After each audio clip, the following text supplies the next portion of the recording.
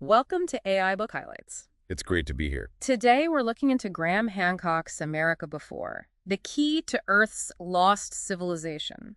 Yeah, this is a book that really challenges some long-held ideas about the ancient history of the Americas, North and South. Definitely. It suggests, advanced civilizations might have been here way, way earlier than the standard timelines tell us. So we've pulled out 5 key highlights from the book that really showcase this. Things that make you rethink ancient sites and mysteries. And then after we go through those, we'll have 3 sort of actionable takeaways from things you can think about or maybe even explore yourself. Sounds good. Okay, let's jump in with the first one. Serpent Mound in Ohio. Hancock talks about visiting it. Right, with his wife Santha and Ross Hamilton, who's an archaeoastronomer. And what's interesting is how much we're still learning about it, even with modern tech, like LiDAR. Oh, absolutely. The LiDAR was, well, kind of a game changer there. It's that laser mapping tech. Yeah, peels back the vegetation.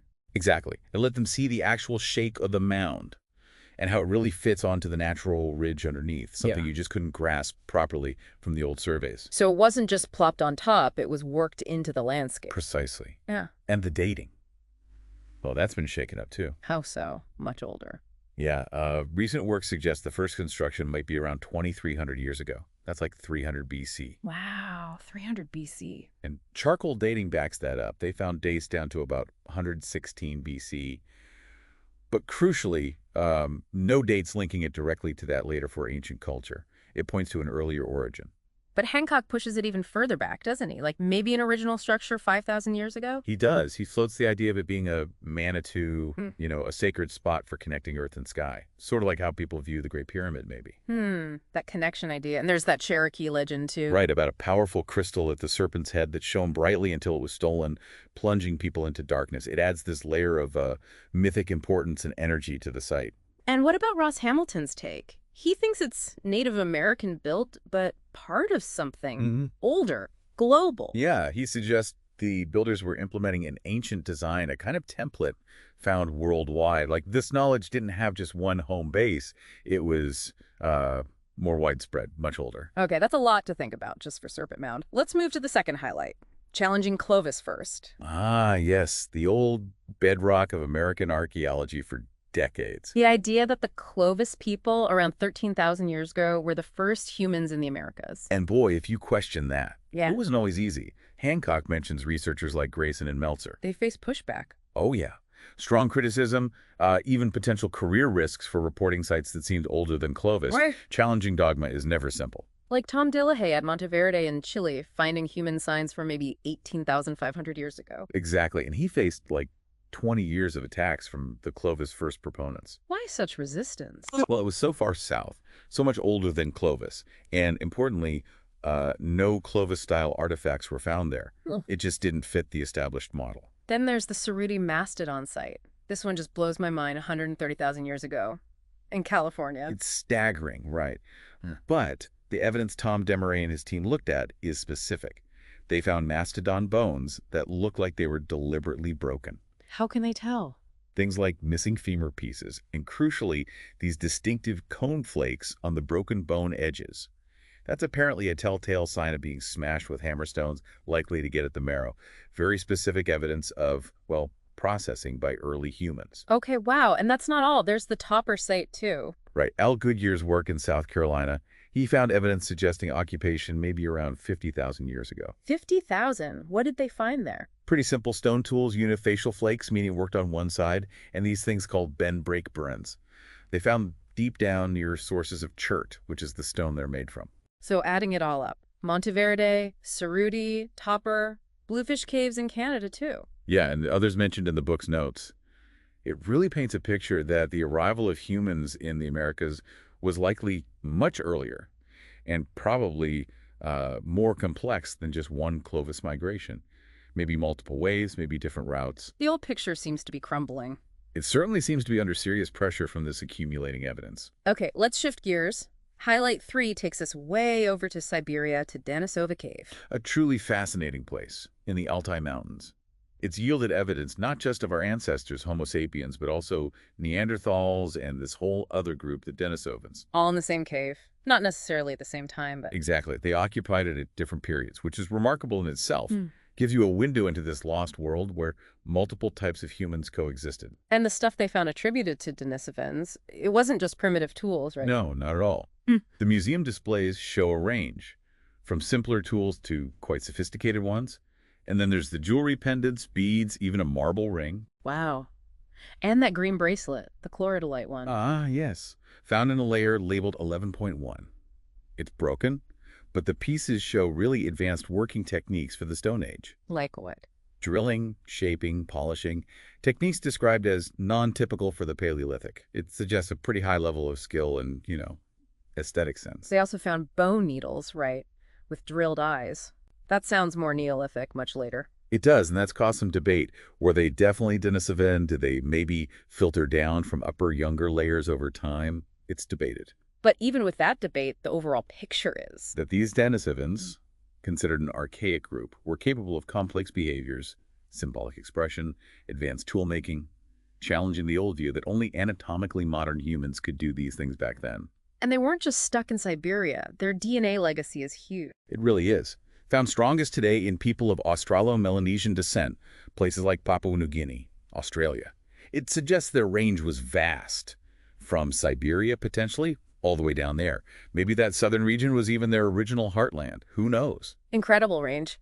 Okay, let's come back to the Americas for highlight 4, the Amazon. Right. And for a long time, the idea was the Amazon was kind of limited, too difficult an environment for big, complex societies to really take root. That was the standard thinking. Yeah, largely thanks to Betty Meggers and her counterfeit paradise theory.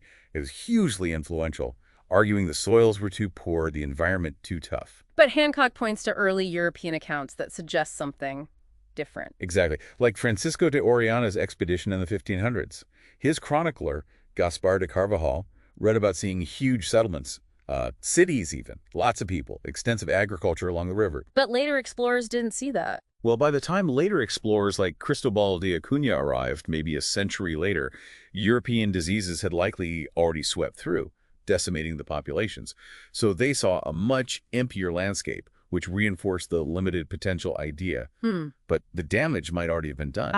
Okay. Yeah. So the recent discoveries are challenging Meggers' theory. Massively. We're talking geoglyphs, terra preta soils, massive earthworks. Geoglyphs? Like Nazca lines? Similar in scale and mystery, but different. These are huge geometric shapes, animal figures sometimes, made by digging ditches, not removing rocks. Researchers like Alsa Ranzi have highlighted just how extensive these are. They point to large, organized populations transforming the landscape. And terra preta, that's the dark earth stuff. Yeah, Amazonian dark earths. It's this incredibly fertile black soil found where ancient settlements were. It's anthropogenic, human-made. How did they make it? It seems to be a deliberate mix of charcoal, pottery shards, organic waste. Basically, they were actively creating super fertile soil patches to sustain large populations. Not just accidental byproduct, but planned land management. That completely flips the script on the poor soil limitation. It really does. And then you have things like the Rio Grande stone circles rediscovered in the 90s. Stone circles in the Amazon. Yep. Dubbed the Amazon Stonehenge. Suggest potential astronomical alignments and interest in the cosmos. And you mentioned rock art, too. Yeah. Christopher Sean Davis found evidence of solstitial alignments at a site called Painel du Pilon. Again, pointing to this sophisticated awareness of celestial cycles deep in the Amazon's past. So the Amazon wasn't a counterfeit paradise, but maybe a lost one. Or at least a far more complex and managed landscape created by sophisticated societies than we previously imagined. Okay, final highlight, number 5. This one is about connections, right? Shared ideas across continents. That's the idea. Hancock looks at these recurring patterns, memes, he calls them, particularly in geometry and astronomy, that you see in ancient earthworks in North America, and potentially echoing things seen elsewhere, even in the Amazon. Like where in North America? Think of the big Mississippian sites like Cahokia or the Newark earthworks in Ohio, Poverty Point in Louisiana. What kinds of patterns? Really complex geometry, precise circles, squares, octagons, and alignments deliberate orientation toward sunrise or moonrise at key times like solstices and equinoxes, even lunar standstills. So Cahokia has Monk's Mound aligned to the sun and Woodhenge. Right, post-marking solstitial sunrises. And Newark had these incredibly precise geometric enclosures, a square, and circles linked by complex mathematical relationships. Poverty Point, too, that one's really old. Very old, yeah. 1700 to 1100 BC. It has these semicircular ridges and mounds with clear sight lines between points aligning to the solstices. And even older is Watson Break. Yeah, possibly the oldest known mound complex in North America with celestial alignments going back over 5,000 years. An oval enclosure, mounds, already incorporating geometry and astronomy. So across different cultures, different times, you see these same complex ideas about shape and the sky being built into the earth. Exactly. Despite the cultural differences, it suggests a shared body of knowledge, some kind of intellectual or spiritual tradition being passed down or accessed over millennia. Hancock connects this to shamanism, maybe, or cosmological belief. He explores that, yeah. The potential role of altered states, visionary experiences, maybe revealing these geometric patterns. And he draws parallels between Native American beliefs about the soul's journey linking to Orion and the Milky Way, and similar ideas found in, say, ancient Egypt. Suggesting really deep, ancient roots for these core human ideas about life, death, and the cosmos. It's a fascinating connection to consider these profound ideas, possibly manifesting in similar architectural and symbolic forms across vast distances and time periods. Okay, wow. We've covered a lot of ground, from Serpent Mound to the Amazon and ancient connections. Let's distill this into some actionable takeaways. What's the first big one? I think the first thing is to re-examine the established timelines. Hancock's work really pushes you to look critically at the standard archaeological story. Don't just accept the textbook version. Right. Understand that our picture of the past, especially in the Americas, might be, well, incomplete. New discoveries are constantly forcing us to rethink things. Be open to that possibility. Good point. Okay, takeaway number 2. If you happen to live near any ancient sites, earthworks, mounds, rock art, maybe visit them with some of these questions in mind. Like, look beyond the standard plaque. Yeah. Think about the possibility of deeper astronomical alignments, more complex origins than you might have been told. Maybe do a little digging into recent research or alternative interpretations online or in libraries. That makes it more personal, connects you to the place differently. I like that. And the third takeaway. Consider the interconnectedness. These potential shared memes of geometry and astronomy across continents. They raise huge questions about how knowledge might have traveled in deep prehistory. So think bigger picture. Exactly. Maybe explore comparative mythology, look at symbols or building styles from different ancient cultures around the world. See if you spot potential connections or echoes yourself. It's a fascinating exercise. It definitely makes you wonder about our shared human story on a much grander scale. For sure. The mysteries of America's deep past are far from solved, and America Before really offers a compelling alternative perspective to chew on. It certainly challenges you to think about lost civilizations and a history maybe far more complex than we generally imagine. Definitely food for thought. So if these highlights have grabbed your interest and you want to explore all the evidence and arguments Graham Hancock lays out in America Before, we definitely recommend picking up a copy of the book. Yeah, there's a lot more detail in there than we could cover. We'll put a link to it in the description below. Thank you so much for joining us today on AI Book Highlights. Thanks for listening.